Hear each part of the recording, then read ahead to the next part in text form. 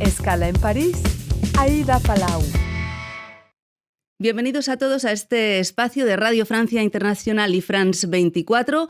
Hoy nos vamos a México y lo hacemos con alguien que conoce muy bien ese país, donde estuvo viviendo 13 años, trabajando como corresponsal y sobre el que escribió un libro de referencia que se ha convertido en un clásico. Vecinos distantes, un retrato de los mexicanos que 40 años después se ha vuelto a publicar con un análisis de las transformaciones sociales y las tensiones actuales con su vecino del norte, Estados Unidos.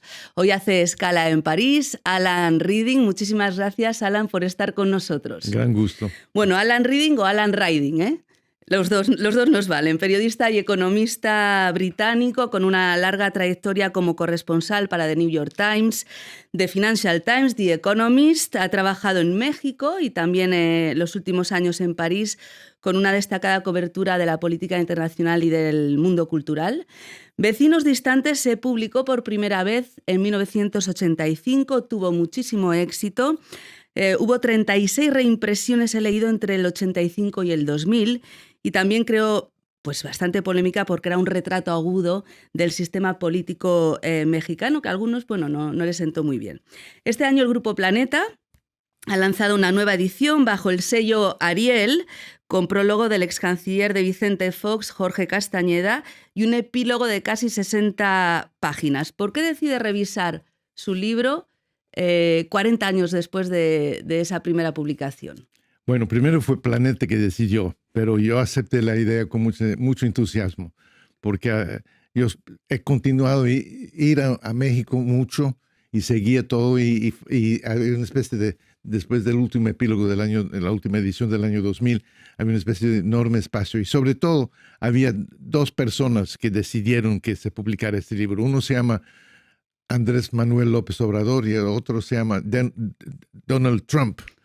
Entonces le faltaba esto a este libro, claro. Entonces no se podía hablar del Nuevo México, del México de no quiero decir tanto el Nuevo México, pero el México de hoy, sin ver lo que había pasado con él desde que llegó estas dos personas. Entonces eso es lo que le interesó a Planeta, pensando que era un buen momento para poner, porque es una historia que continúa, es decir, en el año 2000 acaba el PRI, en el sentido de que acaba el PRI del partido único que había dominado más de 70 años al sistema político mexicano, obligado a una elección una elección limpia, que ya era una especie de contradicción de palabras, y perdió. Entonces ya era un punto de clave para saber, y ahora va a haber México una democracia o no, y después, 25 años después, para ver cómo va eso. Entonces, es continuar la historia, no es un nuevo momento. Es un work in progress, casi su libro, sí, ¿no? No sé cuántos años, en 20 años estaré todavía gaga, pero hablando de lo que pasó por los próximos 20 años. Escribe, probablemente en ningún lugar del mundo vivan lado a lado dos países tan diferentes como México y los Estados Unidos. En un mundo tan globalizado, con las redes sociales, con tantos migrantes mexicanos viviendo en Estados Unidos, con ese intercambio en la frontera económico, ¿aún sigue pensándolo? ¿Que son tan diferentes? Sí, son tan diferentes. Son tan diferentes casi en su nacimiento y en su formación. Obviamente, un país, los Estados Unidos, un país, nació como un país protestante, con todas las implicaciones, un país de inmigración que acabó con la gran parte de la población originaria, de los pueblos originarios, y trajo la esclavitud de África. México México tenía su población, tenía su civilización, y todavía está es un país mestizo. Los Estados Unidos todavía resiste la idea que se está haciendo un país mestizo o mezclado. México es un país mestizo y cuyas raíces fundamentales están en el pasado. No vamos a repasar todo el libro porque nos pasaríamos no horas, sino días y semanas. 40 años tal vez. 40 años. Pero sí que me gustaría que nos centráramos brevemente en la relación de México con la modernidad. Usted sostiene que Estados Unidos ha sido durante décadas un modelo para México de modernidad, pero que se ha distanciado de ese ideal a partir del 2018, que es cuando accede AMLO a la presidencia. A nivel ideológico parece evidente, ¿no? Pero en la práctica, ¿en qué se traduce? Bueno, la modernización de México se hizo para una cierta clase media alta y, y más blanca, hay que decirlo, que vivía en las ciudades y en los grandes centros urbanos. Y tenía, como los Estados Unidos, mandaban a sus hijos a la escuela en los Estados Unidos o al colegio, a la universidad. Pero lo básico de la situación socioeconómica de la mayoría de la población se olvidó. Entonces la pobreza en México seguía, no tenía razón. Había unas épocas de gran crecimiento económico, se veía, es un milagro mexicano, 6, pero 7, con mucha 8%, desigualdad aún, ¿no? Pero mucha injusticia. Entonces, de una cierta forma, la llegada de AMLO, una vez que había elecciones libres después del año 2000, era aprovechar de este momento de gente olvidada, una gran parte de la población olvidada. Entonces yo sentí en este momento que era tiempo para un cambio. Lo que no anticipaba yo era el tipo de cambio que tenía en mente López Obrador, conocido como AMLO. ¿Y cuál era ese cambio? Bueno. Porque la pobreza sí bajó. Sí bajó, pero no una forma... Bueno, el cambio que él quiso imponer era centralizar de nuevo el poder, reducir el poder de las fuerzas. Todo lo malo era lo neoliberal. Lo neoliberal era la forma de globalización, privatización de los recursos nacionales y todo eso. Entonces, él empieza a centralizar todo. Y tenía la ventaja que la oposición estaba muy dividida.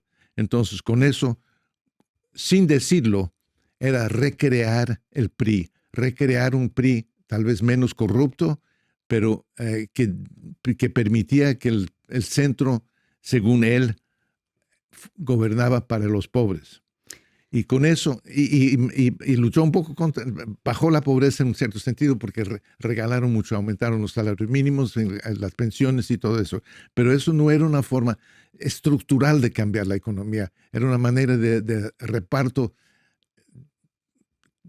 un reparto que no se puede mantener porque después se acaba el dinero. Usted habla de que hay una especie de exaltación del pasado, de valores tradicionales, y pone como ejemplo la cancelación del aeropuerto de Texcoco. ¿Cómo lo explica? No, eso fue él estaba buscando justificación para muchas de sus medidas. Entonces, para él, la cancelación de este nuevo aeropuerto era decir, eso fue ejemplo de la corrupción del pasado, lo vamos a cortar, vamos a ponerlo...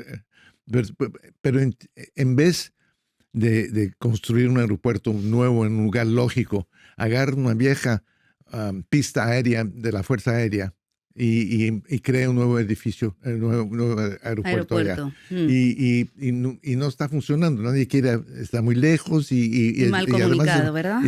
Y además es más peligroso por las montañas que están por allí. Bueno, hace una crítica feroz de la gestión de AMLO o de su personalidad. ¿Cuáles, digamos, las diferencias con Sheinbaum? Porque Sheinbaum es su heredera. ¿Hay diferencias entre los dos y sobre todo con el trato con su vecino del norte, con Estados Unidos? Bueno, AMLO siempre fue muy cuidadoso en no enfrentarse con los Estados Unidos, de ninguna manera. Él casi no participó en la vida internacional en general. Él casi nunca viajaba, nunca salió. Cuando fue a los Estados Unidos, cuando se formó el segundo tratado de comercio libre entre los tres países con Canadá, él también fue allá y dijo cosas. Todo el mundo le encanta seducir a Trump diciendo que era un tipo maravilloso y AMLO llegó al punto de agradecer a Trump por el buen trato que hacía a los mexicanos que vivían en los Estados Unidos, que es una cosa alucinante, pero en fin, entonces... Y ella ha seguido eso en el sentido que viendo que el segundo gobierno de Trump ha sido mucho más agresivo en todos sentidos y en todas partes del mundo, ella ha tratado de mantener la situación en calma. Pero México es muy vulnerable desde el punto de seguridad, es decir, seguridad en términos de los narcos de México, y seguridad en términos de la exportación de fentanilo, cocaína, etcétera, en los Estados Unidos. Vulnerable desde el punto de vista económico, totalmente. Muy interdependiente, ¿no? Sí.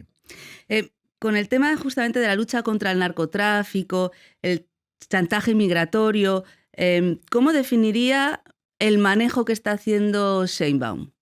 Bueno, un manejo muy cuidadoso. Yo no lo criticaría eso, porque enfrentar a Trump, que es tan imprevisible, sus reacciones que son violentos y puede ser que después se retrae, uno nunca sabe. Entonces, ella lo ha manejado bien en el sentido de cuidar. Y claro, para sus mañaneras, su conferencia de prensa cada mañana, no para de decir que mantenemos la cooperación, la colaboración, pero manteniendo la soberanía, independencia, El hecho es que en la cuestión muy delicada, que es el fentanilo y el narcotráfico, México ha hecho muchísimas concesiones y los Estados Unidos están más metidos que nunca. Y importante también eso es la relación entre los Estados Unidos, los militares y las fuerzas políticas y policiales de los Estados Unidos y los militares mexicanos. Y los militares mexicanos tienen más poder que han tenido en 60 años. Y hay mucha colaboración. Casi que Estados Unidos prefiere hablar con los militares que con los policías, ¿no? Por supuesto, por supuesto.